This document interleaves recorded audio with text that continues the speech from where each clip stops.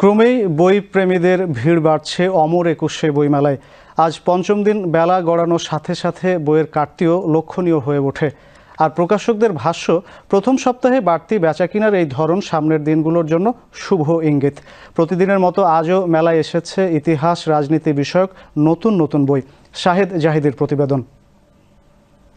গেল কয়েকদিনের আড়মোড়া ভেঙে টান টান প্রাণবন্ত রূপ নিচ্ছে অমর একুশে বইমেলা।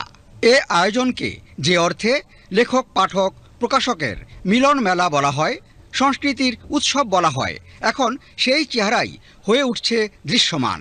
পছন্দের বই, প্রিয় লেখকের বই খুঁজতে মেলায় যে আসতেই হয় পাঠককে। সবসময় আসলে কোনো লেখক দেখি না, স্পেসিফিক কোনো লেখা দেখি না, বিষয় দেখি বা নতুনরা কিভাবে লিখছে, তাদের চাইতে একটু ব্যতিক্রম কিভাবে আসছে বই, ওগুলো একটু দেখি বেশি। মূলত মানুষজন আমি একটু ইসলামিক বই প্লাস রাজনৈতিক পটভূমির বইগুলোর প্রতি একটু আগ্রহ বেশি, কবিতা প্লাস পাশাপাশি বিভিন্ন লেখকের পরিচিত লেখকের বই এখন পর্যন্ত ভালোই রেসপন্স হচ্ছে।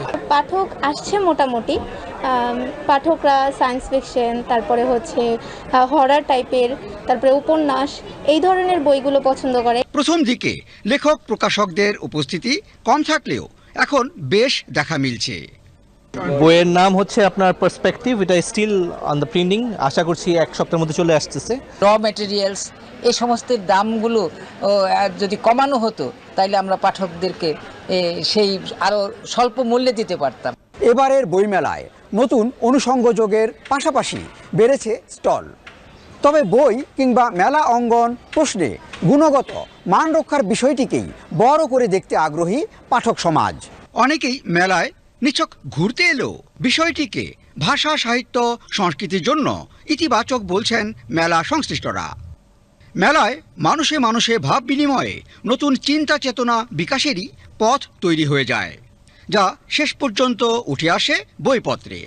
এ প্রক্রিয়ায় ঝোঁক তৈরি হয় প্রকাশনায়, বাড়ে পাঠক, সেই সাথে বেড়ে যায় বইয়ের কাটতিও।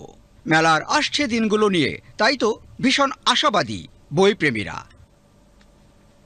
Shahed Zahidi, BTV news, Dhaka.